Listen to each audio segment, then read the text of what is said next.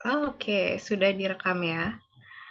Sepertinya belum ada ya Kak Siva ya. Masih ini mungkin ya, masih pemanasan di awal ya. Gak Mungkin nanti usah setelah khawatir, dapat di mungkin setelah dapat Q&A waktu. nanti ya, mungkin boleh nanya-nanya. Hmm, nanti bisa sambil jalan teman-teman boleh ketikkan di kolom chat gitu ya, apa yang ingin disampaikan, misalkan mau komentar dengan yang nanti disampaikan saya dan Kak Siva, atau ada pertanyaan juga boleh sudah langsung dituliskan di kolom chat, nanti akan dirangkum di akhir setelah sesi materi akan ada sesi tanya jawab gitu ya.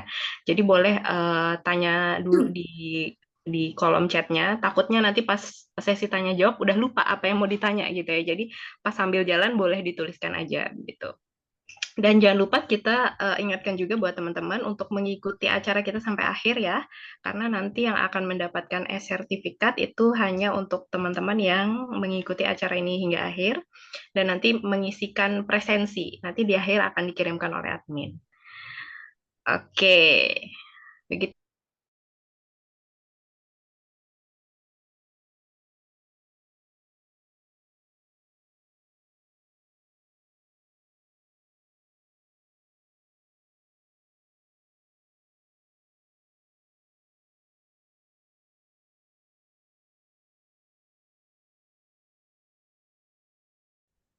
iya. Tema kita hari ini adalah Pyramid Game, fenomena perundungan dan cara mengatasinya. Next, admin.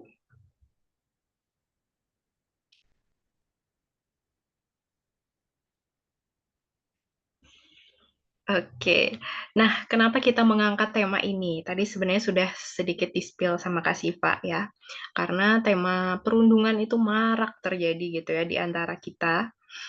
Dan kita bukan hanya karena ya memang lagi ada kayak drama tentang perundungan, enggak gitu ya.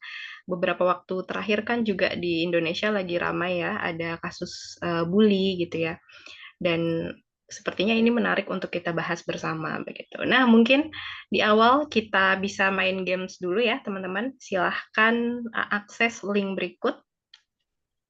Admin bisa dibantu untuk mengirimkan linknya lewat chat biar bisa langsung diakses sama teman-teman. Atau bisa langsung diketik ya, mungkin ya, di PowerPoint-nya ada bit.ly quiz pyramid game. Ya, betul. Oke, nah suka banget nih aku sama Kak Intan nih. On cam ya Kak Intan. Makasih loh Kak Intan. Oh, Kak Teman-teman yang lain, Intan. iya, teman-teman yang lain boleh juga ya on cam dan gunakan virtual background-nya. Udah cakep loh itu didesain sama tim Cahaya. Mungkin bisa dipakai ya. Oke, silahkan diakses gamesnya. Nanti akan tampil layar IDN Times. Teman-teman coba jawab pertanyaan-pertanyaan itu berdasarkan diri teman-teman sendiri kalau ada di situasi itu. Dan akan muncul hasilnya nanti ya. Oke, sambil teman-teman mengisi mungkin kita bisa nonton video ya Kak Sipa ya. Oke, kita buka slide berikutnya.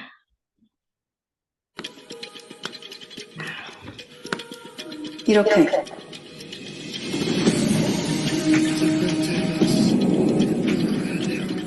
이건 이퀄 반 안에서의 서열이야. A등급은 몇 가지 특권을 누릴 수가 있어. 아래 등급이 A등급을 거스를 수 없는 것도 그 중 하나야. 자세한 건 차차 알게 될 거야. 그리고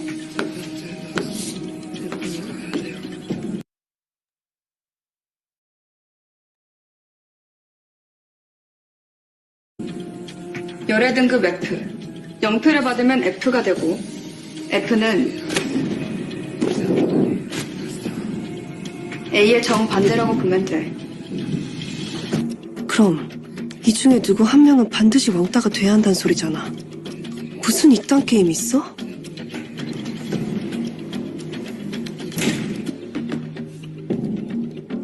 투표는 1인당 5표씩. 한 사람이 한 번에 5명한테 투표할 수 있어. 물론 본인한텐 투표 불가. 한 명한테 중복 투표도 불가. 그럼 지금부터 제13회 피라미드 게임 시작할게.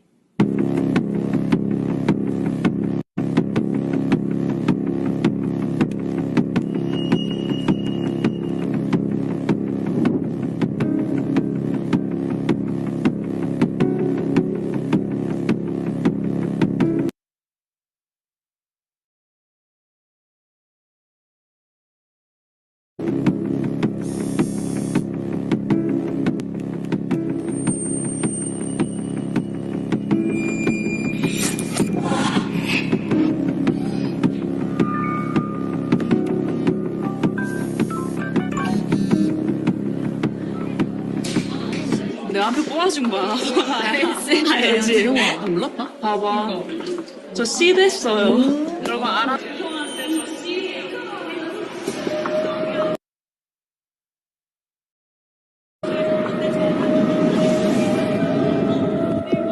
영표.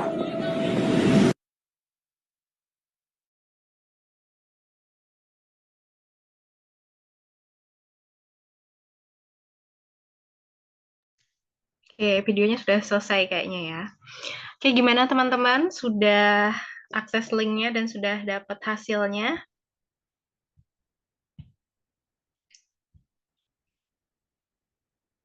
Kak Siva masih di mute, Kak Siva. Aku pernah juga Kak Ul coba kuis ini kan. Iya. Jadi sebenarnya kalau teman-teman nggak nonton dramanya tuh nggak masalah sama sekali karena di situ ada penjelasannya. Kalau aku kemarin dapat Imyerim yang di sini nih, yang Oke. betul yang di bystander. Oke, ini sebenarnya untuk seru-seruan aja ya Kak Siva ya di awal, namanya juga games gitu ya. Jadi bukan berarti nanti hasil yang teman-teman dapatkan itu mutlak kalau teman-teman misalnya dapatnya nih di kelompok bullying misalnya, yang dibully begitu. Terus otomatis saya seperti itu begitu. Enggak, terus juga misalnya dapat pembuli otomatis jadi seperti itu juga enggak gitu. Jadi segala hasil yang keluar itu sebenarnya tidak mutlak dan itu masih bisa berubah begitu. Jadi tergantung bagaimana teman-teman memilih jawaban dan menyikapi suatu fenomena begitu. Jadi kan pertanyaannya itu berdasarkan nanti kalau ada situasi kayak gini kamu akan seperti apa, kamu akan seperti apa. Nah, ketika kita bisa memilih jawaban yang sebenarnya langkahnya lebih tepat, nah akhirnya kita mungkin menjadi seorang peran yang mungkin bukan bystander tapi upstander gitu ya. Nah, upstander itu apa nanti akan kita jelaskan di belakangnya kasih Pak. Oke, mungkin sekilas. Betul. By the way, video tadi teman-teman itu tadi adalah gambaran perundungannya di game itu. Itu. Kalau di bystander ini tadi yang Imyerim itu nanti dia jadi upstander. Nanti kita akan kulik lebih dalam lagi ya, apa itu bystander, apa itu upstander. Oke, nah teman-teman di sini bisa kita bahas sekilas mungkin ya tentang piramid game-nya. Mungkin tidak semua menonton ya drama piramid game itu. Jadi piramid game ini memang salah satu serial drama Korea yang mengangkat tema tentang perundungan. Dan sebenarnya sudah cukup banyak ya di Korea itu mengangkat tema-tema perundungan. Biasanya istilah perundungan di bahasa Korea itu, saya nggak bisa spellingnya ya karena bukan orang Korea, tapi biasanya istilahnya itu merujuk pada artinya isolasi kelompok, pelecehan grup, atau juga kekerasan dalam sekolah gitu. Nah ini sering sekali ada di drama Korea. Kenapa Korea itu cenderung mengangkat topik-topik seperti ini? Karena memang di Korea sendiri itu sudah banyak menjamur begitu ya perundungan ini dan salah satunya media dengan drama ini bisa jadi media edukasi begitu bahwa kalau nanti perundungan itu seperti ini loh dan cara melawannya seperti ini dan harus bagaimana kita bersikap begitu. Nah, karena itu ada cukup banyak tema-tema topik-topik tentang perundungan. Nah, lebih lanjut juga kalau dalam penelitiannya Kwak dan Lee ya 2016 itu ada istilah yang namanya wangta. Nah, ini mirip dengan yang terjadi di piramid game gitu. Jadi mereka mengelompok-ngelompokkan orang gitu ya. Kalau teman-teman tadi sambil mengamati videonya ya, cara mereka bermain, mereka mengelompokkan di antara mereka ada kelompok yang eksklusif di tingkat A, kemudian tingkat tengah B, C, D, dan yang terakhir itu ada F. F ini adalah orang yang paling bawah yang mereka merasa orang-orang eksklusif di atas itu bisa berperilaku seenaknya begitu terhadap orang-orang yang ada di bawahnya terutama kelompok F gitu. Jadi mereka mengasingkan kelompok F ini disertai dengan kekerasan fisik dan verbal begitu dan juga proses pengasingan mereka itu biasanya berulang dan akhirnya diberikan label negatif begitu ya kepada korban di depan umum. Kan kamu F begitu, kami layak untuk melakukan seperti ini karena kamu F begitu. Nah, ini sebenarnya gambarannya di drama ya, orang-orang sering kayak, ah itu kan cuma di drama gitu. Emang bisa di kehidupan nyata terjadi begitu. Nah itu teman-teman bisa loh sebenarnya. Sebelumnya kita sudah sempat spill di kontennya IG Cahaya. Nanti teman-teman bisa akses lagi juga setelah ini. Ada yang penelitian penelitian oleh Zimbardo itu menjelaskan begitu bagaimana ketika orang dikelompokkan, kelompok-kelompokkan, mereka akan menyelami dan larut dalam peran kelompok mereka sendiri sampai akhirnya berperilaku merasa kalau dia layak melakukan itu begitu. Karena ada tingkatan gitu ya. Nah, boleh next admin.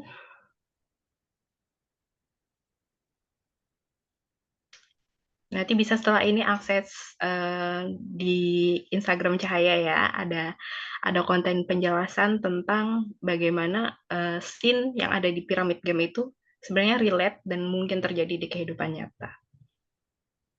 Oke, nah ini fenomena perundungan yang ada di dunia ya. Mungkin bisa dijelaskan lebih lanjut sama Kak Siva.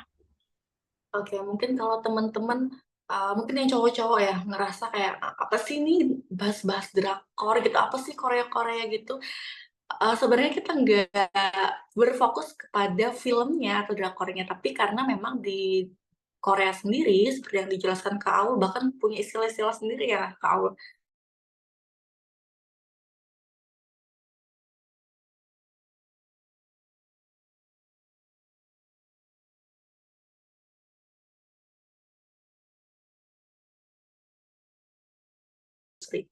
Makanya kita mengangkat tema ini gitu. Di drakor ini tentang perundungan itu memang fenomena yang ada di Korea gitu. Tapi jangan salah teman-teman. Kalau teman-teman lihat di sini ada beritanya perundungan di dunia, di berbagai belahan dunia. Jadi nggak mesti di Korea aja nih, di sini ada di Finlandia dan juga di Jepang. Jadi sebenarnya perundungan itu terjadi di seluruh dunia gitu. Bahkan di Indonesia sendiri kasusnya banyak. 3.800 kasus perundungan terjadi sepanjang 2023. 3.800 kasus loh teman-teman, berarti hampir 4.000 dalam 1 tahun. Dan coba teman-teman bayangin, apakah mungkin sebanyak 3.800 kasus ini adalah semua kasus yang terjadi? Kan nggak mungkin ya. Ini tuh kasus yang terlapor, kasus yang diketahui, yang sudah masuk lah ibaratnya tuh ke KPAI. Sedangkan apakah semua orang punya keberanian buat ngelapor itu rasanya nggak mungkin ya. Buat cerita ke orang terdekat aja mereka ragu, apalagi buat lapor. Jadi fenomena itu tuh kalau teman-teman tahu kayak fenomena gunung es. Ini baru di permukaannya aja. Tapi di bawah itu masih banyak dan menjamur lagi kasus-kasus perundungan ini. Nih bahkan yang lebih mengejutkan lagi di Indonesia ini masuk ke 5 besar kasus perundungan tertinggi di dunia. Itu benar-benar miris ya. Apalagi katanya di sini hampir separuhnya 50% itu di lembaga pendidikan, yang seharusnya lembaga pendidikan kan tempat kita belajar, membentuk karakter, mengetahui nilai norma kayak gitu ya. Ini ada nih salah satu kasus yang kemarin sempat ramai juga kalau teman-teman main sosial media, ada santri itu yang sampai tewas, dianiaya, dirundung di tempatnya belajar gitu. Ada juga di salah satu sekolah ini, salah satu sekolah elit ya kita bilangnya, itu karena ini kasusnya dia pengen masuk ke sebuah geng, tapi di geng itu ada ritual untuk masuk ke gengnya, ibaratnya tuh apa ya? Kalau kita masuk kuliah ada ospek. Nah, mereka tuh di ospek untuk masuk geng itu, tapi ospek itu dengan kekerasan gitu. Itu bener-bener miris. Dan kasus ini tuh terungkapnya karena si anak ini kan lapor ya ke orang terdekatnya. Kemudian orang terdekatnya ini kan gak terima. Nah, justru ketika anak itu lapor, si para perundung ini lebih marah karena dia membocorkan rahasia syarat masuk ke geng itu. Ini juga sama kayak di filmnya, di drakornya Pyramid Game, itu nggak boleh menyebarkan apa yang terjadi di game ini ke orang luar, sama kayak di sini perundungan ini nggak boleh disebarkan ke orang luar. Nah mungkin di luar sana terjadi hal-hal yang kayak gini, kenapa nggak bisa dilaporkan? Karena ada persyaratan itu tadi, yang berkedok game, permainan, berkedok ritual penyambutan anggota baru atau lain sebagainya kayak gitu. Apa sih teman-teman sebenarnya perundungan itu? Perundungan, di sini ada definisi perundungan. Apa sih ketika sesuatu itu dapat dikatakan perundungan? Kan bisa aja orang berdalih, oh cuma bercanda, ya. Misalkan ngata-ngatain fisik nih, oh enggak kok aku bercanda doang. Nggak bisa dikatakan bercanda ketika seseorang merasa tidak nyaman atau merasa tertekan. Dan tentunya di sini ada ciri perundungan, ada ketidakseimbangan kekuatan. Jadi yang merundung, yang mengata-ngatain, misalkan itu perundungan secara verbal, dia punya strata, misalkan strata sosial atau strata ekonomi yang lebih tinggi dari si yang dirundung. Jadi dia punya kekuatan, punya power yang lebih tinggi, sehingga penyintasnya itu tidak mampu melawannya. Gitu.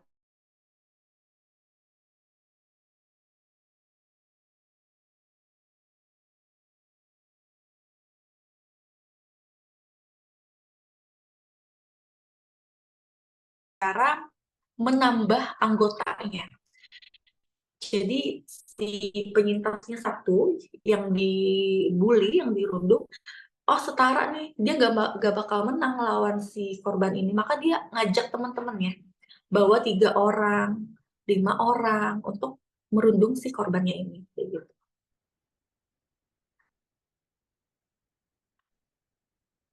Ini ada jenis-jenis perundungan, mungkin Kak Aul bisa jelaskan tentang jenis-jenis perundungan ya?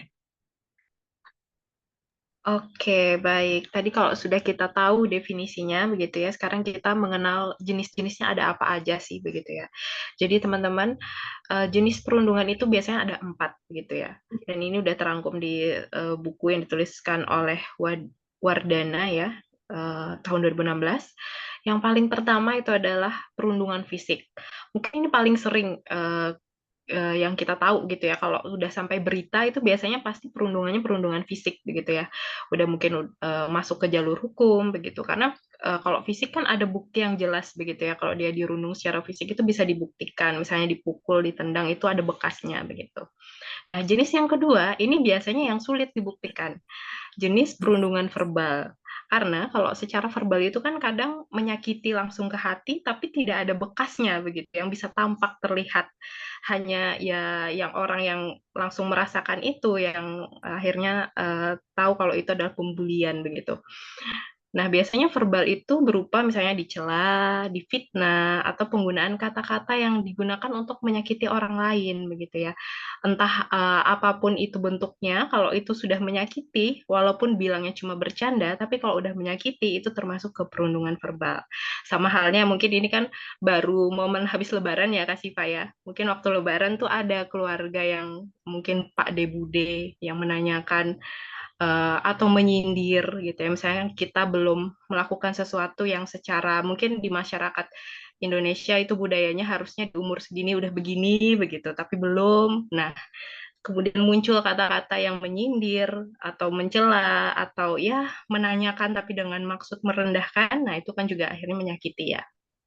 Kemudian yang ketiga, itu ada yang namanya relasional. Mungkin tidak secara fisik dan verbal menyakiti, tapi dengan kita misalnya mengabaikan, itu juga akhirnya membuat orang yang diabaikan ini merasa dirundung, begitu ya. Karena pengucilan, pengabaian, itu biasanya sering luput di pandangan kita juga. Kadang kita merasa kayak, oh ya udah dia orang yang aneh, orang yang beda, ya udah nggak usah dihirauin aja begitu. Toh aku nggak ngebully kok, aku nggak menyakiti dia. Jangan salah, dengan kita mengabaikan dia, dengan kita nggak mau berkomunikasi dengan dia, akhirnya kan dia terasingkan. Itu juga jenis perundungan. Dan yang terakhir, ini yang paling banyak ya, mungkin sekarang, karena sekarang kan kita udah zamannya makin dekat sama teknologi gitu ya. Terus berkembang lah teknologi ini. Jadi ada yang namanya cyberbullying. Ini mirip dengan verbal, tapi dia sebenarnya ada jejak digitalnya begitu. Jadi ketika kita melakukan cyberbullying, kita memfitnah orang atau kita menyudutkan orang, mencela orang, itu akhirnya bisa tertangkap begitu. Karena secara media itu kan bisa dilacak ya, walaupun pakai second account. Biasanya orang-orang ya karena second account gitu, dia merasa toh nggak ketahuan juga aku siapa begitu. Akhirnya dia merasa dia bisa berperilaku seenaknya begitu. Padahal itu sangat bisa dilacak dan itu bisa jadinya nanti kena undang-undang pencemaran nama baik ya. Jadi harus hati-hati juga. Ini cyberbullying juga cukup banyak ditemukan di Korea ya teman-teman. Kalau Kinets katanya sering bilang misalnya artisnya melakukan apa, terus dibully, dicela begitu. Nah, ini ya walaupun dia merasa tidak kenal dengan artis itu, tapi kan yang dibully tetap merasa sakit ya. Gitu. Oke, next, Kak. Kakak admin. Nah, apa aja sebenarnya faktor yang menyebabkan perundungan itu terjadi? Jadi kalau yang dirangkum dari Asnawi 2019, biasanya perundungan itu terjadi yang pertama ketika adanya permusuhan atau rasa kesal satu sama lain, yang akhirnya dia ingin memusuhi orang itu bagaimana caranya untuk orang itu terzolimi gitu ya. Akhirnya dirundung lah. Dan tadi kalau Kak Siva bilang dari definisi ya, orang yang merundung itu dia tidak mau pastinya mereka dalam kondisi yang setara karena akhirnya kalau dia kondisinya setara dia jadi kurang merasa superior, dia harus cari orang lah, dia cari teman, cari geng untuk membuli satu orang begitu. Nah, berhubungan sama yang nomor dua ya, karena adanya rasa kurang percaya diri. Biasanya orang-orang yang mungkin dia ingin membuli orang lain itu sebenarnya dia tidak puas dengan dirinya sendiri, akhirnya dia mencari titik lemah orang lain. Yang ketiga juga tadi mirip-mirip dengan permusuhan, ada rasa dendam sama orang lain. Atau yang keempat justru karena pengaruh media. Nah, ini bahayanya juga pengaruh media. Jadi kalau di sini udah ada yang punya anak gitu ya, atau punya ponakan gitu, atau nantinya punya anak, hati-hati gitu ya untuk menyeleksi apa saja konten media yang ditonton anak. Nah, dan seseorang kenapa bisa jadi perundung? Itu juga ada beberapa faktor. Di sini adalah faktor resiko ya teman-teman. Jadi faktor resiko ini artinya ketika dia memiliki ini, sangat besar kemungkinannya dia jadi perundung. Tapi tidak selalu seperti itu. Contohnya yang pertama ya, kurang kasih sayang orang tua. Ini jadi salah satu faktor resiko, tapi belum tentu orang-orang yang kurang kasih sayang akan memilih jadi perundung.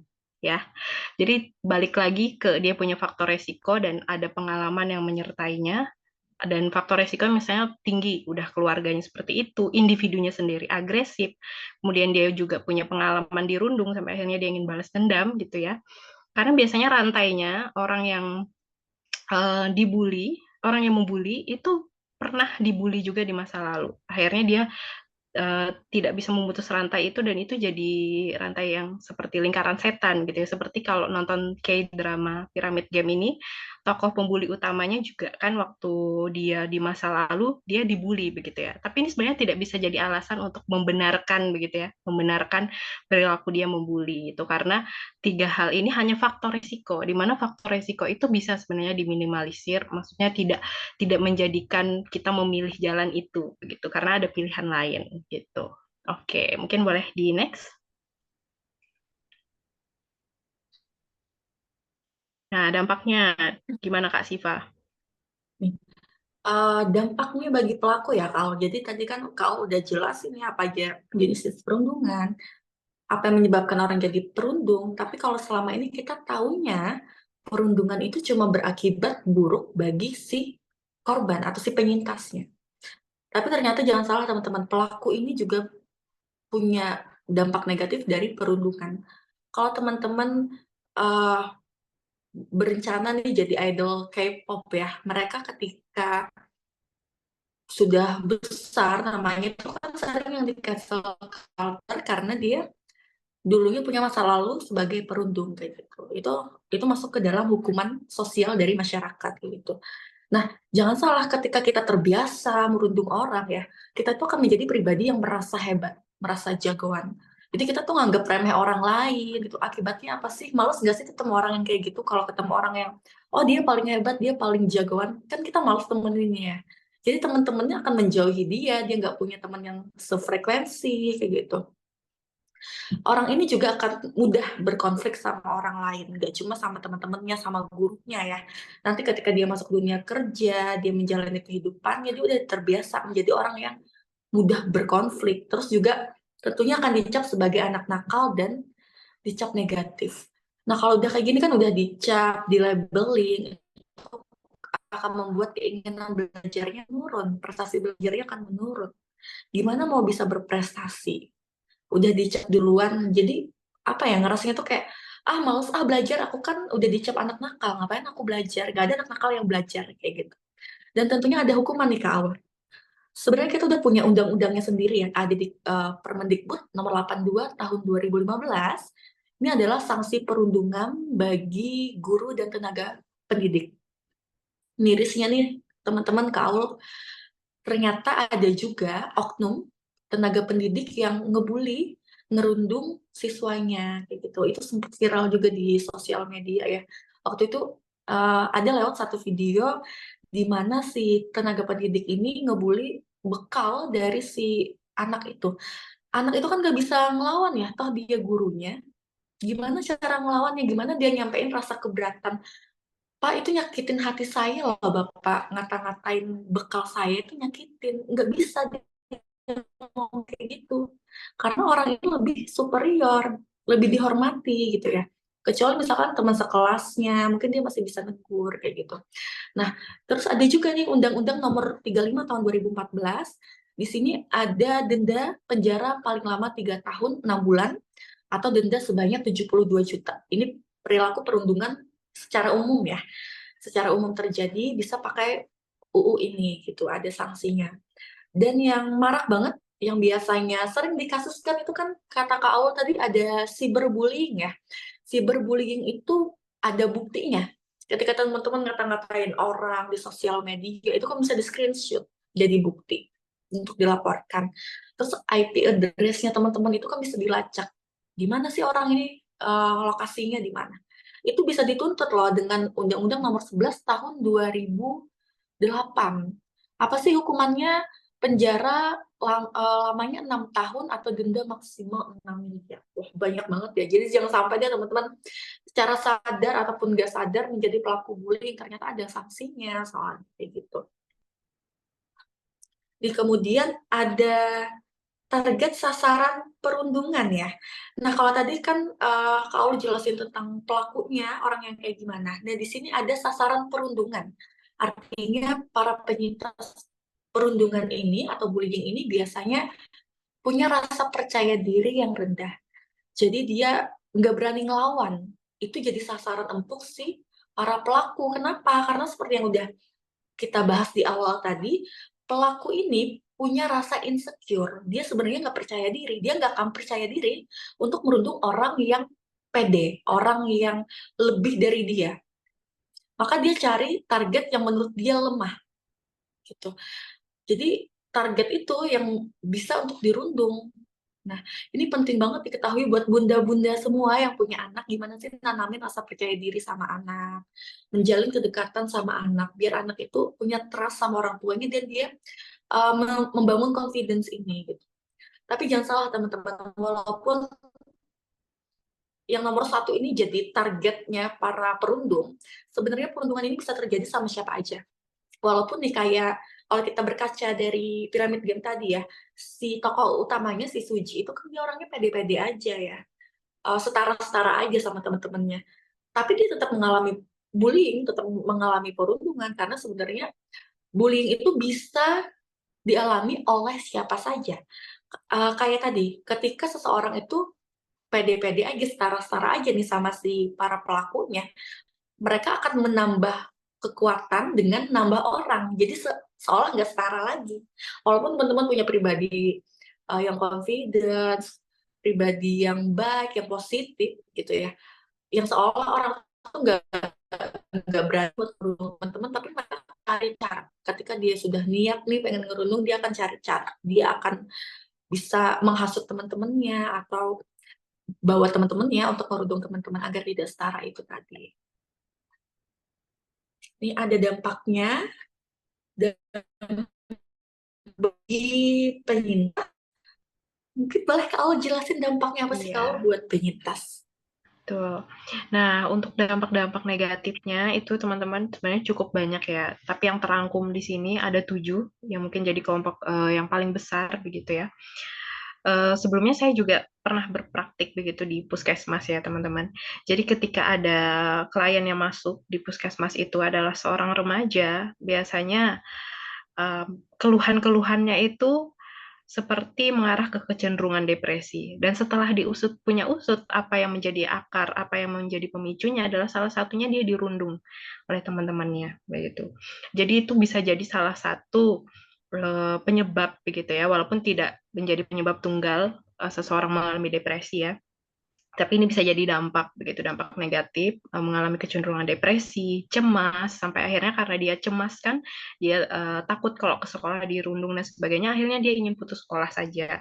Atau jadi antisosial. Jadi sudah tidak ada kepercayaan untuk membangun hubungan dengan orang lain, akhirnya ya udah jadi ansos begitu ya, kalau istilah-istilah yang sekarang mungkin teman-teman kenal ansos begitu, itu sebenarnya gambaran yang benar-benar ansos itu ya yang tidak mau sama sekali berhubungan dengan orang lain dan sudah bodoh amat begitu. Nah, kemudian yang kelima, sangat mungkin nih ketika mungkin dia dibulinya di masa remaja, nanti ketika masa dewasa dia punya masalah di pekerjaan atau di hubungan romantis begitu. Karena tadi bullying ini sangat dekat hubungannya dengan sosial begitu ya. Manusia juga sebagai makhluk sosial begitu ya. Jadi ketika dia sudah hilang trust itu, nanti akhirnya saat bekerja, saat harus berhubungan dengan orang lain jadi sulit untuk membangun hubungan yang tepat seperti apa. Kemudian sama halnya dengan membangun hubungan romantis, hubungan intim dengan lawan jenis, itu juga jadinya kesulitan. Kemudian yang ketujuh, ini yang mungkin paling beresiko ya, karena akhirnya perundungan terus jadi lingkaran setan tadi. Akhirnya keinginan rasa balas dendam itu muncul, dan juga jadi perundung di kemudian harinya. Oke, next.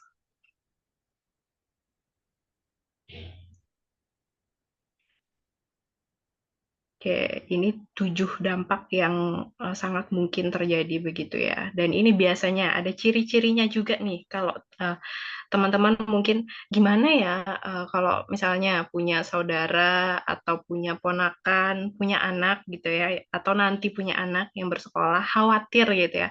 Gimana nih kalau anak aku lepas di sekolah, apa kayak mana taunya begitu kalau dia mengalami perundungan. Biasanya kan kalau anak juga sulit untuk terbuka gitu ya. Nah, coba kita amati aja dari perilakunya begitu. Sebagai orang tua, sebagai orang terdekat itu harus jeli. Misalnya dia terjadi penurunan nafsu makan dan ini biasanya beriringan begitu. Misalnya setelah dia pulang sekolah, makan siang atau makan malam dia nggak mau, kayak udah nggak nafsu, atau mendadak jadinya kayak menghindari interaksi dengan orang lain. Misalnya ibunya mengajak untuk kemana begitu, terus akhirnya dia menolak, dia nggak mau begitu. Karena tadi udah trust-nya kan mulai mulai hilang ya, karena dia udah menilai orang-orang itu jahat semua begitu. Kemudian misalnya barang-barangnya sering hilang atau sering hancur begitu. Nah, ini bisa jadi udah tanda begitu ya. Bukan berarti barangnya bisa jadi ya bisa jadi dicuri begitu, tapi bisa jadi juga dijaili temannya begitu. Cuma kayak dijailin, diisengin, diketawain, setelah hilang dia panik begitu kan. Terus kalau dia sulit tidur juga, misalnya di malam hari sering mimpi buruk. Nah, ini bisa jadi tanda atau melarikan diri dari rumah, bisa jadi memang masalahnya bukan di rumah, tapi dia kabur dari rumah itu adalah satu situasi di mana dia ingin mengisolasi dirinya gitu. Karena tadi trust-nya udah hilang dan dia merasa orang di rumah pun tidak bisa membantunya gitu. Akhirnya dia melarikan diri dari rumah atau terlihat stres. Misalnya setelah pulang sekolah kayak stres banget, stressful, habis ngecek HP-nya kayak stres banget. Dan yang paling bisa dilihat ya kalau muncul luka ya, muncul luka dan ini bisa diproses begitu. Kalau misalnya ada luka, terus nanti bisa dibuat laporan visum begitu dan nanti pelakunya bisa dihukum. Bagaimana akhirnya cara untuk dari sudut pandang orang lain ya, dari orang lain sebagai yang mendampingi seorang anak yang dirundung gitu ya. Paling utama adalah peran orang tua di sini. Karena orang tua itu kalau misalnya treatment psikologi biasanya ya teman-teman, intervensi kepada anak itu harus selalu menyertai orang tua. Karena terapis sendiri itu tidak bisa berperan sendirian, harus ada orang tua sebagai garda terdepannya. Karena yang sering menghabiskan waktu adalah orang tua, dari dia bangun tidur, terus kemudian nanti sampai tidur lagi. Itu kan yang paling sering berhubungan dan berinteraksi adalah orang tua. Jadi orang tua harus sering-sering mengajak anak untuk berbicara dan terbuka. Karena keterbukaan itu sepenting itu ya. Kalau anak itu kan memang di usia remaja akan lebih condong ke teman sebaya ya. Tapi kalau misalnya orang tuanya bisa begitu ya berperan, memerankan dirinya seperti teman di usia remaja itu, anak akan mulai terbuka. Dan di situ peran pentingnya. Jadi orang tua tidak bisa juga melepas, misalnya kan di sekolah 100% pada gurunya gitu. Tapi orang tua juga harus saling komunikasi nih sama guru gitu. Karena guru juga ada peran ya untuk memberikan bimbingan atau juga layanan bimbingan konseling di sekolah gitu ya. Nah, ini sangat membantu juga untuk mengatasi ketika anak mengalami perundungan. Setidaknya mengenali dulu begitu ya. Nah, ini mungkin akan dijelaskan sama Kak Siva. Secara individunya ketika dibully, apa yang bisa dilakukan? Oke, ini nggak cuma untuk kita ketika dibully, ya ini jadi bekal lah ibaratnya buat kita ketika dibully harus ngapain. Tapi buat bapak-bapak, ibu-ibu yang punya anak, atau onti-onti, uncle-uncle yang punya keponakan, ajarin ini ke keponakan kita, ke anak kita gitu. Ini jadi bekal gimana ketika kita menghadapi situasi yang sulit, ketika dibully orang kita harus ngapain. Yang pertama, kita abaikan si pembuli itu. Ini yang dilakukan Suji juga. Dia tuh nggak mau membiarkan dirinya dibully. Jadi ketika dia dibully, jangan menunjukkan bahwa kita itu lemah. Itu yang dilakukan Suji di drama itu ya. Ini ignore the bully, abaikan mereka. Ketika para pembuli itu, para perundung itu menyuruh misalkan, beliin ke kantin apa, dia minta beliin apa, abaikan aja, jangan dituruti keinginannya, kayak gitu. Kemudian di sini kasih tahu untuk mereka berhenti. Aku nggak suka nih kamu ngebully aku, pakai komunikasi efektif. Aku merasa tidak nyaman ketika kamu bersikap mengatur-ngatur aku, ketika kamu menyudutkan aku, ataupun ketika kamu memfitnah aku. Sampaikan itu. Itu salah satu skill yang perlu kita miliki ya, itu namanya komunikasi efektif. Kenapa alasannya? Karena hal itu membuat aku jadi tidak punya teman ketika difitnah. Sampaikan itu kepada si pembuli itu. Atau ketika kita, contohnya tadi Kak Aul ngasih contoh ketika lebaran ya. Mungkin orang itu secara nggak sengaja ngebully kita, ngerundung kita karena nggak tahu ternyata itu termasuk perundungan. Misal tadi ada saudara kita yang nanya, ih kamu kok gendutan sih, ih kok muka kamu jerawatan sih, kayak gitu. Kita ngerasa nggak nyaman nih, dan kita nggak punya power untuk ngasih tahu karena umurnya lebih tua. Kita kan nggak mungkin dengan marah-marah ya, kalau marah-marah itu kan agresif ya, itu namanya komunikasi agresif. Tapi kita pakai komunikasi afektif ini, komunikasi efektif ini kita bilang kayak gini, maaf ya Kak, atau Pak D, Bude, Om, Tante, saya ngerasa nggak nyaman ketika harus ngebahas fisik saya. Saya juga berusaha kok untuk merawat diri saya. Atau misalkan ditanya pencapaian ya, saya juga berusaha kok untuk lanjut sekolah lagi, kayak teman-teman saya. Saya juga berusaha cari pekerjaan yang lebih baik lagi, atau misalkan ketika ditanya jodoh, saya juga berusaha untuk cari jodoh. Nggak diem diri aja. Nah, itu kan ngasih tahu mereka bahwa kita nggak nyaman. Kalau misalkan mereka bisa memahami itu kan jadi berhenti ya. Perundungan itu berhenti karena kita udah berani ngasih tahunya kayak gitu. Atau misalkan kalau memang mereka niat ngebully atau ngerundung, emang niat aja karena kata Kak Aul tadi mereka ada dendam. Ya udah kita bikin itu bercandaan. Mereka bilang, cuma bercanda kok, yaudah kita bercandain balik, nggak lucu loh atau apa gitu. Kita bikin bercandaan juga suasananya. Jangan tempatkan diri kita, jangan mau ketika orang lain ngecap kita sebagai korban, maka kita jangan mau dicap seperti itu. Kita dicap lemah, jangan mau dicap seperti itu. Kayak gitu.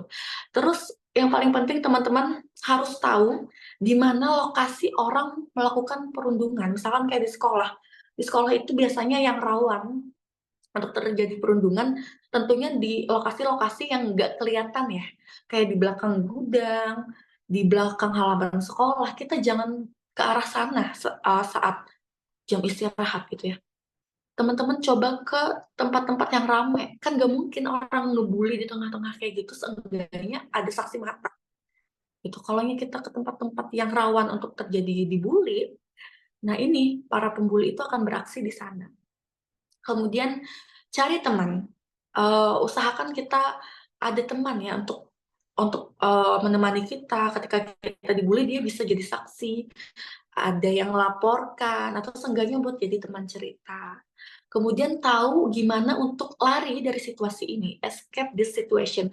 Bukan berarti lari misalkan teman-teman dibully di sekolah, pindah sekolah kayak gitu, tapi keluar, maksudnya di sini keluar dari situasi ini. Nah itu, misalkan dengan cerita, tadi kau udah jelasin cerita ke orang tua ataupun ke guru BK. Makanya sekolah sendiri perlu memaksimalkan layanan BK. Biar tahu nggak cuma BK itu buat anak-anak yang bermasalah ya, tapi juga buat tempat cerita anak-anak di sekolah ya, nggak cuma buat para pelaku dihukum kayak gitu, tapi juga bisa mengakomodasi konseling, layanan konseling di BK itu sendiri kayak gitu. Kemudian yang paling penting ini report to an adult tadi, ke guru, ke orang tua, atau teman-teman bisa lapor. Sebenarnya udah ada call center-nya di nomor ini.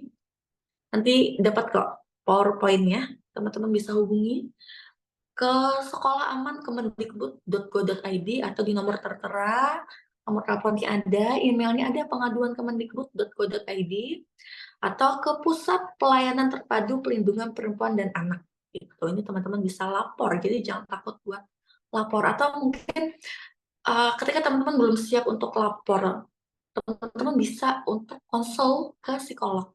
Cari, misalkan nggak bisa ngomong ke orang tua, ngomong ke guru, teman-teman ngerasa tidak didengarkan, teman-teman cari. Di puskesmas udah banyak psikolog untuk cerita. Apa sih yang teman-teman alami gitu ya.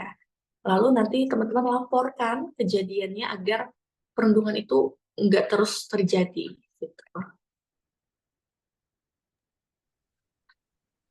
Oke, nah tadi kalau kita sudah bahas dari sudut pandang pelaku, kemudian juga dari penyintasnya, dan sekarang ada yang namanya bystander ya teman-teman. Nah ini juga sudah ada sebenarnya di konten Cahaya. Nanti teman-teman bisa baca lebih dalam di konten Cahaya di Instagram. Yang jelas bystander effect ini adalah ketika kita hadir di situasi perundungan, tapi kita tidak berbuat apa-apa. Jadi kita menyaksikan orang lain dirundung, tapi karena kita merasa kayak, bukan urusan kita, begitu. Akhirnya kita mengabaikan. Nah, si bystander ini sebenarnya punya dampak yang sangat signifikan dengan keberlanjutan dari perundungan itu. Karena ketika orang yang merundung merasa orang-orang di sekitar itu tidak berbuat apa-apa, dia merasa jadi semakin punya leluasa untuk bertindak seenaknya, begitu. Jadi dia terus melakukan itu secara berulang. Begitu juga pada penyintas, ketika dia melihat orang lain tidak bisa berbuat apa-apa, tidak bisa melawan, akhirnya dia pun berpikir, apalagi saya, orang lain saja tidak bisa melakukan apa-apa, apalagi saya yang dibully. Akhirnya terus terpuruk, dan akhirnya itu berulang. Begitu. Jadi ketika kita hadir di suatu situasi perundungan, kita harus tahu kita bisa berperan apa di sana. Karena ini ada sempat disinggung di awal tadi ya, apakah kita memilih jadi bystander atau upstander gitu. Nah, ini bedanya adalah kalau kita sebagai bystander, kita hanya mengamati.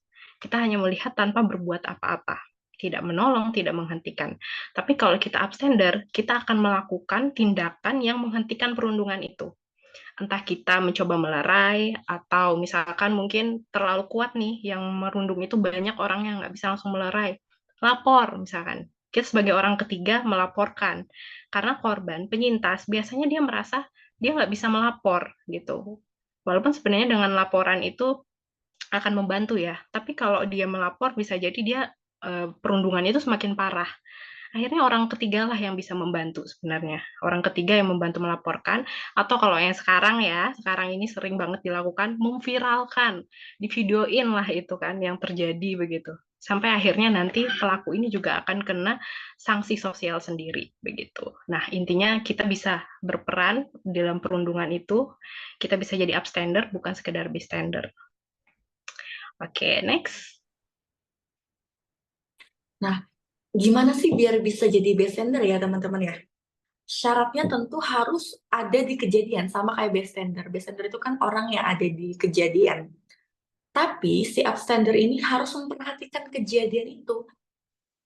Jadi tanya, oh tadi di sana ada kejadian perundungan katanya. Kamu ngeliat langsung nggak? Enggak, cuma dengar. Nggak bisa. Jadi harus hadir dan melihat, memperhatikan diapakan aja si penyintas ini. Oh tadi ditendang, kemudian dijambak misalkan kayak gitu. Tuh kita memperhatikan apa saja tindakan yang dilakukan. Kemudian harus merasa kejadian itu sebagai keadaan darurat. Jadi kita, ini darurat nih. Kalau kejadian darurat, apa yang harus kita lakukan? Pasti kan kita berpikir ya, kalau ada kejadian darurat, kita harus apa? Sama seperti kecelakaan. Oh, kecelakaan itu darurat. Kita harus apa? Telepon ambulans. Oh, perundungan itu darurat. Kita harus apa nih? Lapor ke guru BK misalnya, begitu. Dan tentunya memikul tanggung jawab pribadi untuk membantu. Jadi kita tuh ngerasa apa ya, bertanggung jawab. Kalau saya nggak ngebantu, kasihan teman saya ini dirundung, walaupun misalkan nggak kenal-kenal banget, nggak deket-deket banget ya. Jadi kalau bukan saya nih yang ngebantu, siapa lagi? Nggak ada yang mau ngebantu nih. Ini kan salah satu yang Kak Aus sampaikan tadi, bystander effect. Bystander effect itu semua orang akan merasa ada orang lain yang ngebantu. Maka teman-teman jangan sampai punya prasangka bystander effect ini, oh ada kok nanti yang bantu, tapi kita harus punya tanggung jawab. Saya nih yang harus bertindak, karena orang lain, anggaplah semua orang itu terkena bystander effect. Anggaplah semua orang lain itu beranggapan akan ada orang lain yang menolong. Jadi kita punya rasa tanggung jawab. Kemudian kita juga harus merasa kompeten untuk membantu agar bisa jadi si upstander ini nih. Kompeten itu gimana? Misalkan ketika kita orang dewasa nih, ada anak SD yang dirundung sama teman-temannya, tentu kita merasa kompeten ya, walaupun jumlah mereka banyak, tapi kita sebagai orang dewasa, kita punya power. Itu yang namanya kompeten. Kalau kita nggak kompeten, gimana cari bantuan orang yang lebih kompeten? Misalkan nih, ada yang dipukulin di belakang sekolah, guru udah pulang semua, harus ngapain ya saya? Cari apa orang yang jualan di depan-depan sana, orang dewasa yang jualan. Minta tolong mereka, di sana ada perundungan, tolong tegurin. Kayak gitu, itu bisa. Cari orang yang lebih kompeten kalau kita ngerasa kita nggak kompeten. Kayak gitu. Kemudian membantu, ya tentu aja yang bedain upstander sama bystander ini adalah tindakannya. Mungkin sebenarnya bystander itu juga mereka ngerasa pengen ngebantu, tapi mereka nggak punya keberanian. Jadi sebenarnya adalah perbedaannya di actionnya. Kalau upstander ini dia ada aksinya untuk ngebantu. Nah, kenapa orang itu memilih jadi upstander? Atau gimana sih caranya selama ini nih Kak, saya selalu jadi bystander. Saya nggak punya keberanian nih Kak. Apa sih yang harusnya saya miliki agar saya jadi bisa upstander? Mungkin teman-teman punya pertanyaan itu ya. Yang pertama, teman-teman harus punya rasa empati. Kalau selama ini kurang ngerasa empati, oh ya udahlah itu bukan urusan saya gitu nih, empatinya kita pupuk bareng-bareng. Seperti yang kita sampaikan bareng-bareng di awal, bisa aja kita nggak ngalamin perundungan ya, tapi keponakan kita, anak kita nggak tahu. Maka kalau perundungan ini nggak diputus dari sekarang, di masa depan perundungan itu akan terus ada. Kayak sekarang kan sudah mulai banyak yang sadar sama mental health awareness. Semua orang tuh udah pada tahu mental health itu apa sih gitu. Itu karena langkah-langkah kecil yang akhirnya jadi langkah besar bersama untuk menyadarkan orang-orang tentang mental health awareness. Maka teman-teman di sini, yuk kita bareng-bareng sadarin orang-orang buat jadi upstander, buat bertindak ketika ada perundungan. Karena sama kayak mental health awareness juga, dulu orang-orang nggak sadar pentingnya mental health awareness. Sekarang sama, orang juga masih nggak sadar apa sih pentingnya menghentikan perundungan.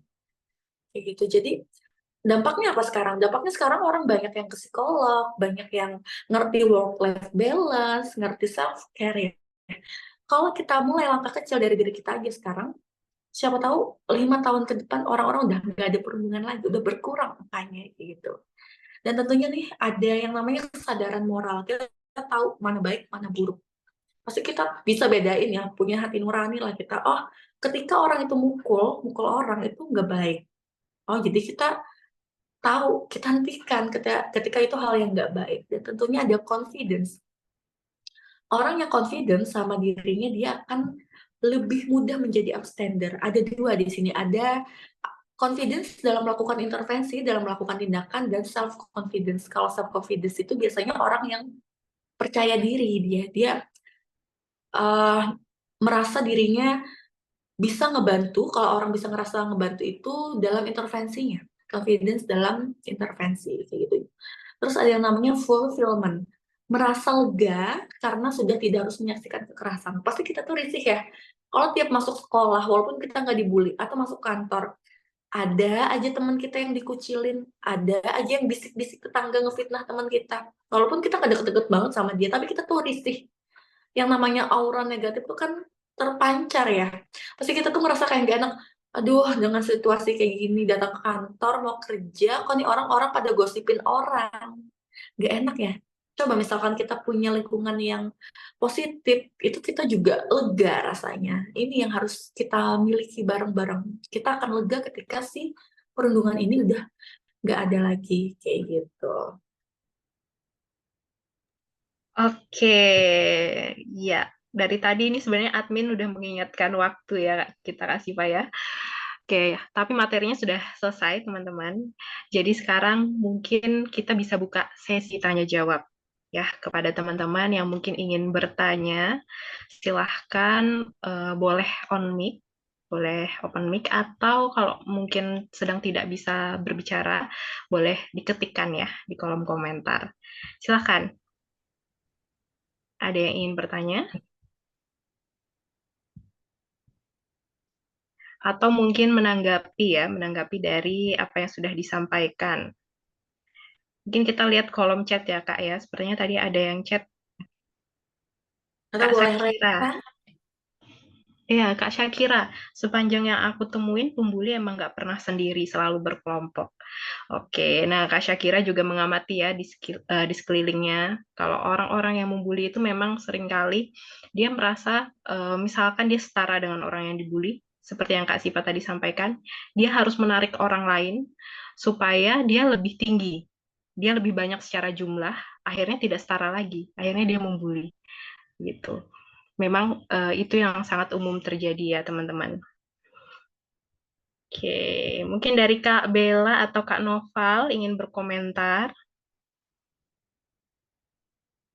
Silahkan. Mumpung ada Kak Aul nih, teman-teman bisa curhat tipis-tipis. Mumpung ada Konseling. Kak Syifa juga nih teman-teman. Aku sering nanganin juga ya pas PKPP, kasus-kasus konseling-konseling gitu. Konseling gratis nih di sini nih.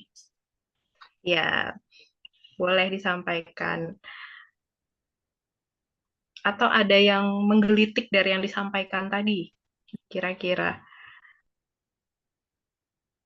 Tidak ada, teman-teman. Mungkin udah cukup jelas ya Kak Siva ya yang disampaikan.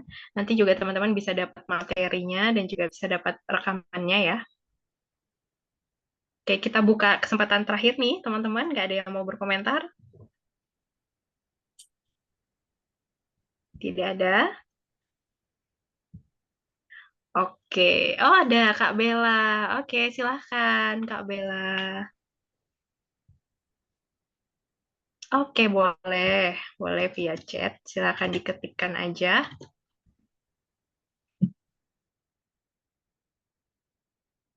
Ya, sambil menunggu Kak Bella chat ya. Teman-teman yang lain juga boleh kalau misalnya ada yang ingin mengomentari, bertanya, atau mungkin ada kasus begitu ya yang terjadi di orang terdekat gitu ya, boleh diceritakan. Ada yang ingin ditanyakan atau ingin sharing pun juga boleh ya Kak Siva ya. Siapa tahu bisa menambah insight gitu bagi teman-teman yang lain.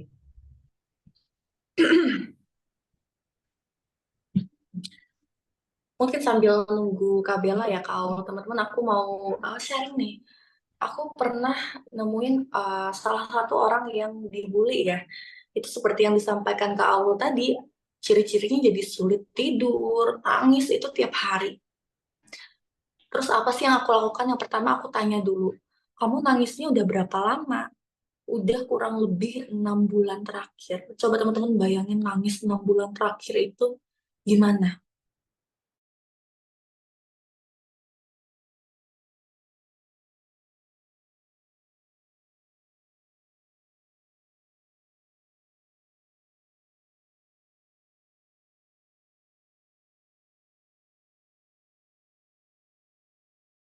Nangisnya udah lama ya Kak ya teman-teman. Jadi aku saranin buat langsung aja ke psikolog untuk didapat penanganan kayak gitu. Itu salah satu contoh dari perundungan yang ada di sekitar aku juga kayak gitu. Dampaknya sampai segitunya.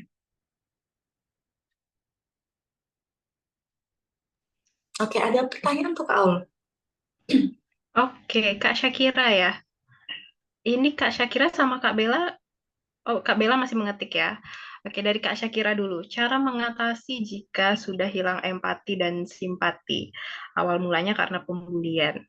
Nah, boleh nih Kak Siva dijawab. Gimana Kak Siva? Oke, mungkin karena ngerasa, oh aku udah dibully gitu ya, aku udah dirundung. Ngapain sih aku berempati sama orang lain?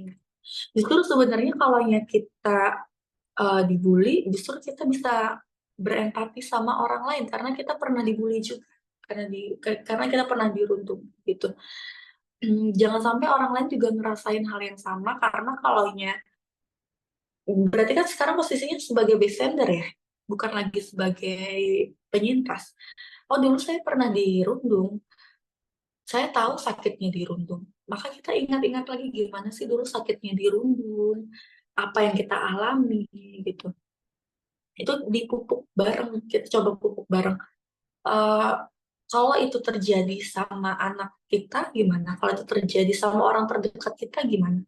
Walaupun yang si penyintasnya yang sekarang dibully bukan orang yang kita kenal, cuma sama-sama satu sekolah. Tapi itu tadi coba diingat-ingat. Nanti kan kita hidup nggak cuma di masa sekarang. Apa yang akan terjadi beberapa waktu ke depan? Kita nggak pernah tahu. Kalau anak kita dirundung gimana? Kayak gitu. Gitu mungkin kamu Iya, bisa nambahin. iya, betul banget yang disampaikan Kak Siva ya. Jadi ketika kita sudah biasanya ketika kita mengalami situasi, kita tahu ada di bagaimana rasanya, itu akan lebih menimbulkan rasa empati. Psikolog pun begitu, begitu. Psikolog yang mungkin masa hidupnya juga dia melewati ujian ini dan itu, nanti ketika menghadapi klien atau pasien dengan kasus serupa, dia akan lebih bisa berempati. Oh, ini seperti yang saya rasakan dulu. Dan dulu saya bisa menghalaunya caranya seperti ini. Pasti ada rasa ingin berbagi ke orang lain kalau bisa lo melakukan cara ini, bisa seperti ini, dan sebagainya. Begitu. Cuman memang itu harus terus dipupuk, seperti kata Kak Siva ya. Karena bahayanya, tadi kan seperti yang sudah kita jelaskan di materi, orang yang dulu dibully bisa jadi juga akhirnya ke depannya menjadi pembuli. Nah, ketika dia krisis empati. Makanya jangan sampai kita kurang berempati kepada orang lain, khawatirnya nanti justru kita yang akan di titik sebagai perundung itu, begitu.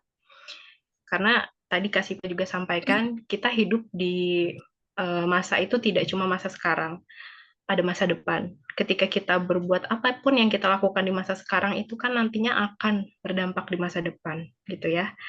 Jadi kita perlu untuk melakukan yang terbaik begitu ya ketika ada pembulian itu gimana yang harus dilakukan apa? Apakah kita hanya tetap jadi bystander apa jadi upstander? Karena semua orang bisa dibully seperti yang tadi kita sampaikan, semua orang bisa dibully, tapi tinggal bagaimana kita menyikapi pembulian itu. Gitu. Begitu mungkin tambahannya ya untuk Kak Syakira.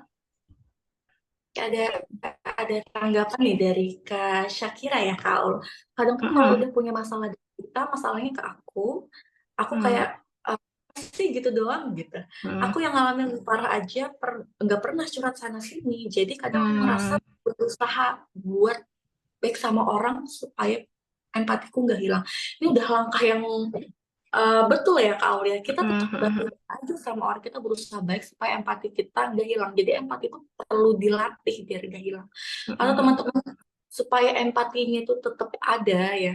Eh, Sebenarnya teman-teman ketika menghadapi nih ada temen yang curhat terus kayak ngerasa kok kayak gini doang sih Jadi kalau di psikologi kita tuh diajarin ada yang namanya individual differences. Kenapa sih kita bisa menghadapi satu masalah itu kuat, sedangkan orang lain gak kuat, padahal masalahnya sepele. Kita anggap masalahnya sepele gitu. Aku loh pernah ngalamin hal yang lebih berat. Karena manusia itu beda-beda. Saya dan kalau ketika dihadapkan satu masalah yang sama itu akan beda. Karena apa? Satu, pola asuh. Pola asuh akan sangat berpengaruh. Yang kedua, kepribadian, faktor kepribadian. Ada orang yang punya kapasitas mampu menangani masalah sampai 80%. Dia tetap kuat. Ada orang yang dikasih masalah 10% aja itu dia udah ngerasa nggak kuat, bahkan sampai ingin bunuh diri, seperti itu. Karena kemampuan dia segitu. Karena kita nggak pernah tahu nih, apa sih di belakangnya, di background-nya dia itu, dia ngalamin apa, sampai hal itu dia nggak sanggup. Atau mungkin di sini kita ngelatih empatinya. Jadi kita tuh ngelatihnya dengan cara kalau kita di sudut pandang dia, kenapa sih orang ini nggak mampu? Misalkan nih, anggaplah kasusnya ini tentang masalah diputusin pacar. Kan banyak yang nganggap diputusin pacar itu sepele ya kayak gitu.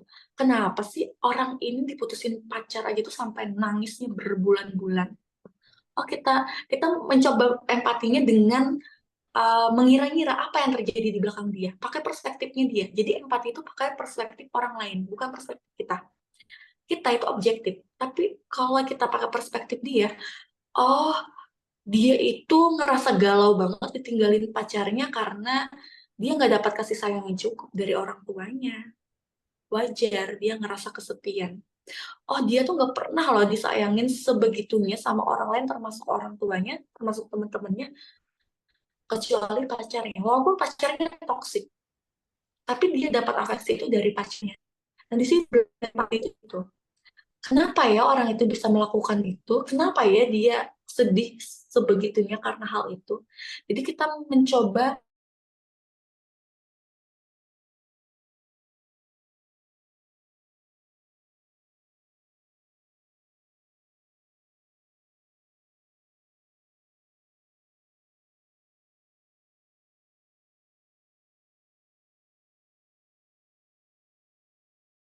empatinya.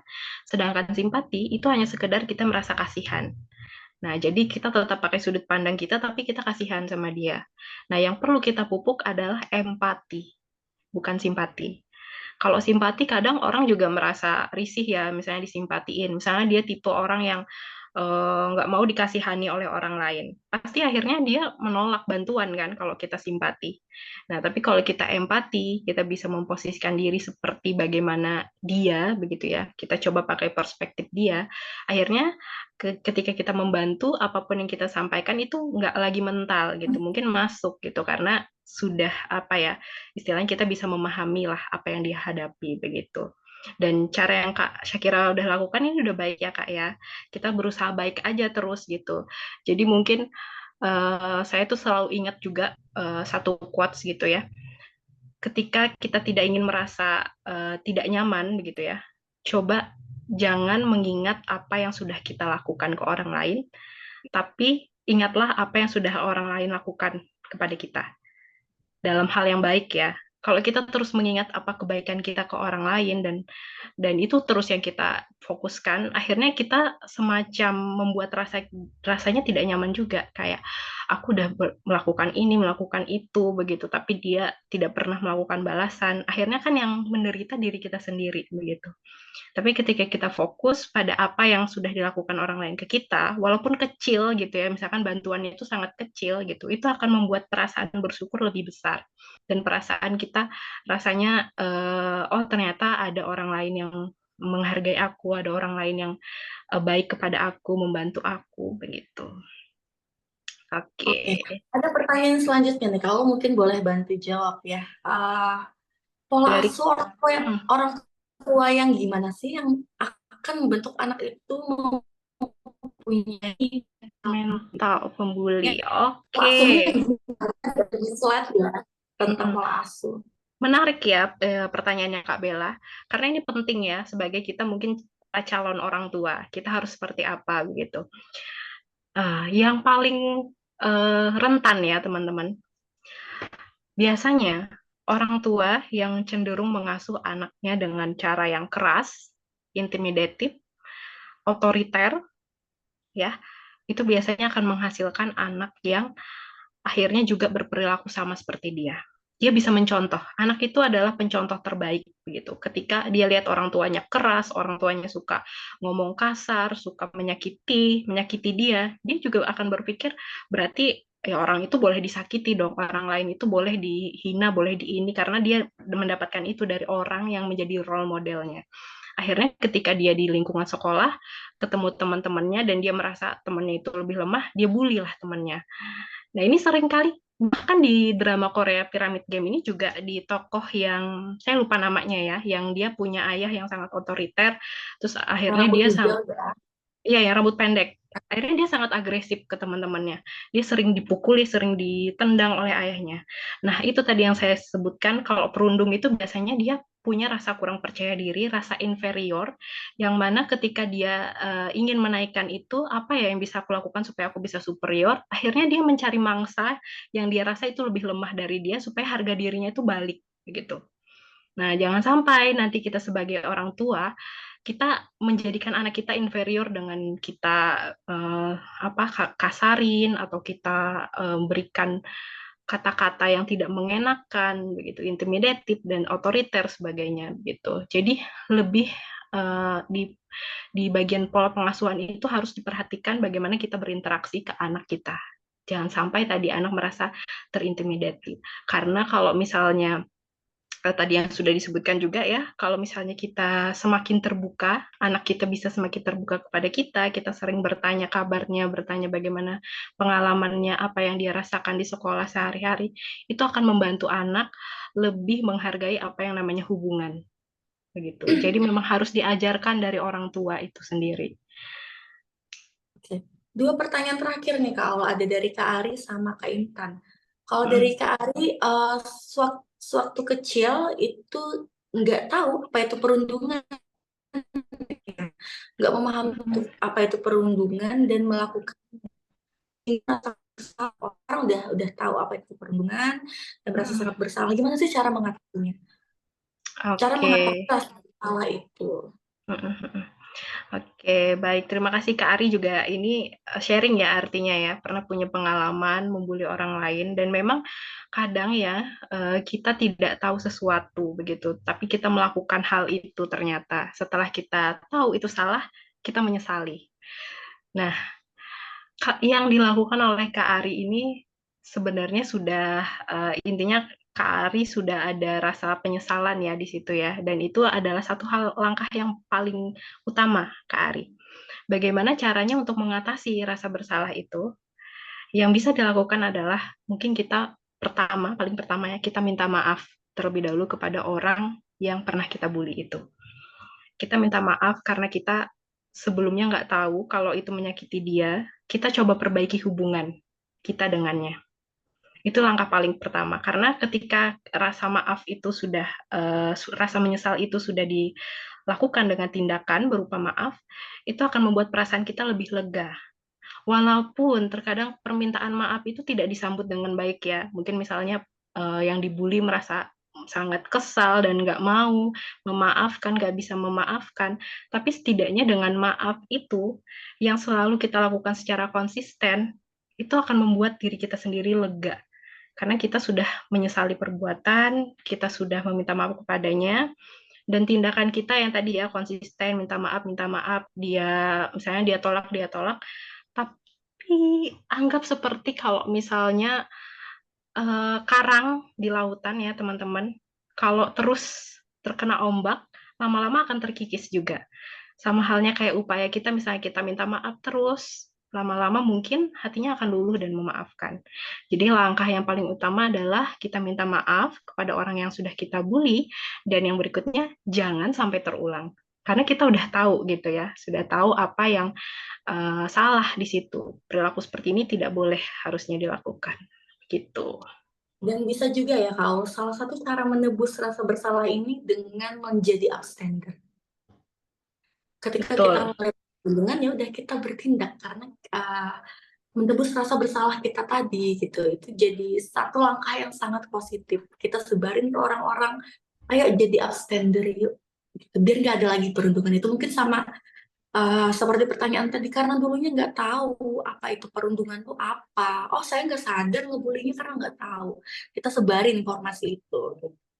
Terus nih, pertanyaan terakhir, ada dari Kak Intan, pernah hampir 12 tahun kena bully dan seberpengaruh itu untuk kegiatan sehari-hari karena masih sampai sekarang pun masih terbayang.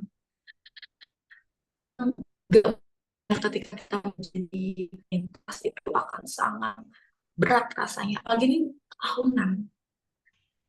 Yang pertama mungkin kita ngucapin terima kasih juga buat teman-teman yang dulunya pernah mengalami perundungan, masih bertahan sampai hari ini.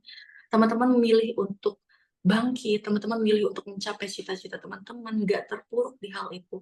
Teman-teman masih melakukan kegiatan, walaupun dengan luka yang masih ada sampai saat ini. Seenggaknya teman-teman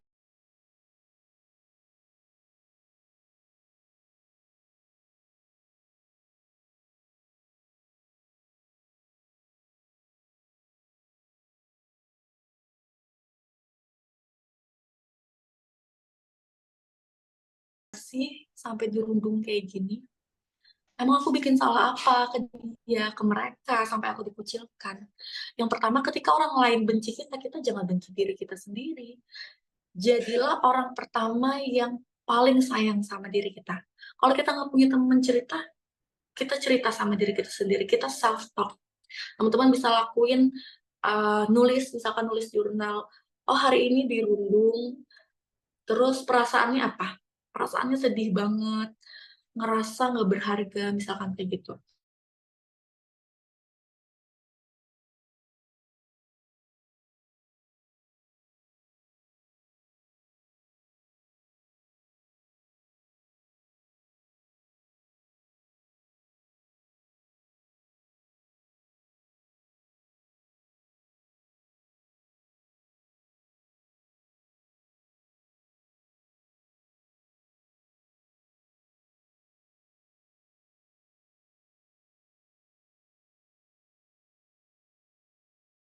Tenang.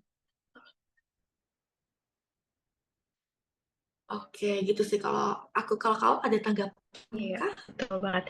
Yang Karena bisa berhubung dilakukan tadi ada cukup banyak ya teman-teman yang bisa dilakukan ketika kita merasa sudah mengganggu nih, Kak Intan, mungkin sama beberapa teman yang lain yang mungkin pernah mengalami, rasanya sudah sampai mengganggu keseharian. Kalau dari saya pribadi, ada baiknya teman-teman coba berkonsultasi ke psikolog, gitu ya. Ke psikolog itu tidak harus nunggu udah parah ya, tidak harus nunggu, aku nggak apa-apa kok, aku bukan seperti orang-orang yang mohon maaf dibilang ada di rumah sakit jiwa gitu. Jadi kayaknya aku nggak harus ini sebagainya.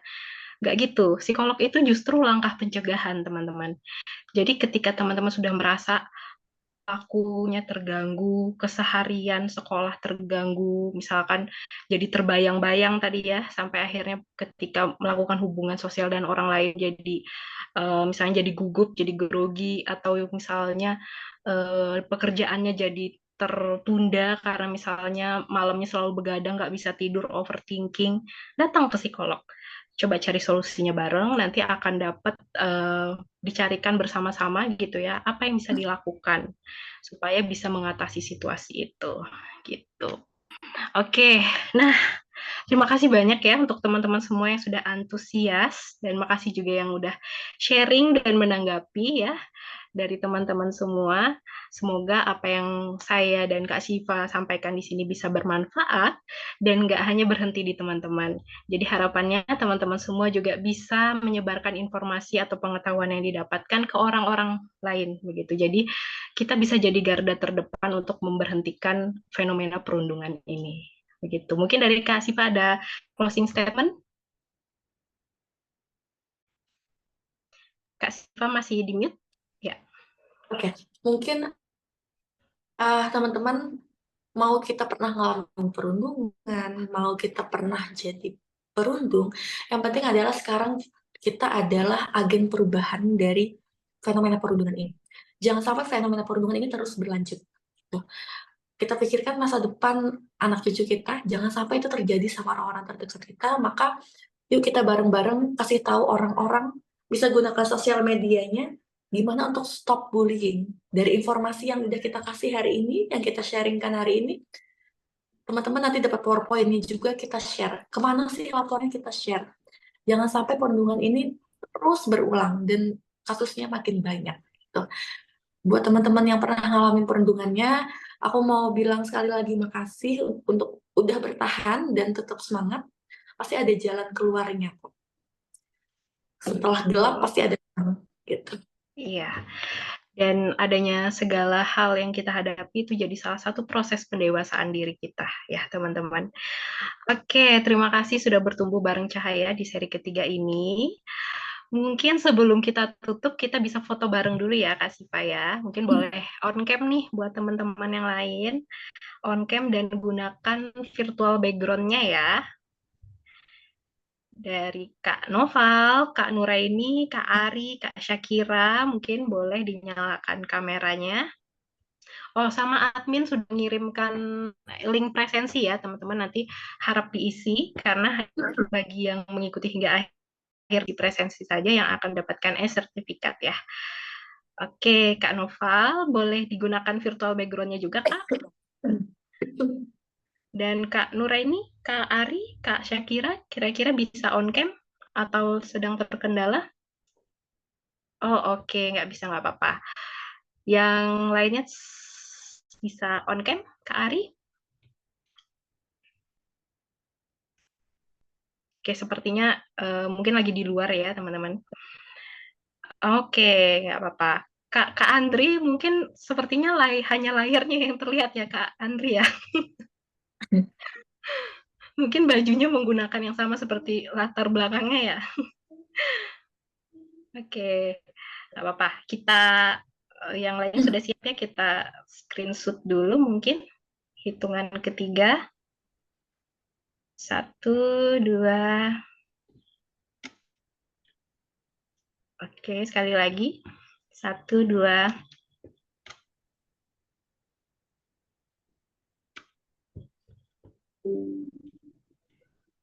Iya. Oke, terima kasih banyak kepada teman-teman. Oh, Kak Nura ini baru gabung. Tadi kayaknya belum ya. Belum sempat ke ini. Oke, sekali lagi ya teman-teman ya. Terakhir. 1, 2. Oke, sip. Makasih banyak sekali lagi buat semuanya. Jangan lupa mengisikan presensinya ya. Setelah ini jangan lupa juga dinantikan series Cahaya berikutnya dan update-update terbaru di Instagram kita maupun di channel YouTube kita.